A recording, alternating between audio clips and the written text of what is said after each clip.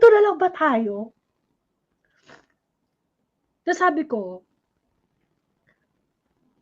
sa kanya, syempre, mahirap she's facing impeachment, sa katerba yung kaso niya, lahat kaaway niya.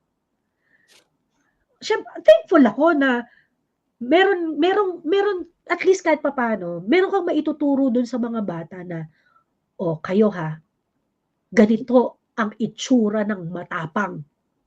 And then you point your finger to Inday. Kasi sa ginagawa ngayon ni Inday talagang sobrang tapang niya, 'di ba? Yeah, sobrang tapang niya.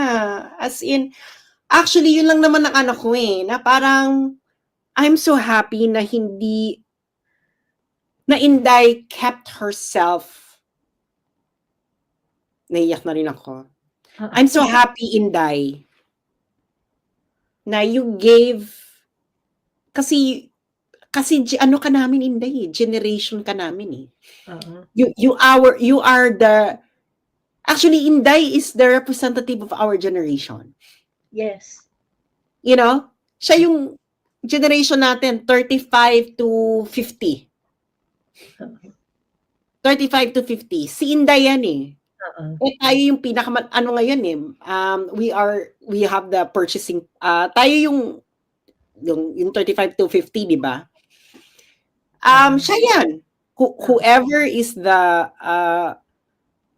kasi every generation has some representative person I think it's Inday for our generation. It's Inday. And I am so happy na Inday didn't fail our generation. Yes, oo.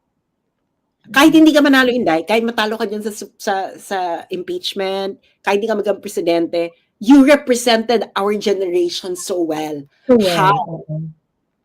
Hindi, kasi alam namin ng laro sa politika. Kung ibang tao yan, nagpabili na yan. Nagpakain na sa sistema, di ba? Nagpakain sa sistema. Si Inday, sinapak ni Inday yung sistema.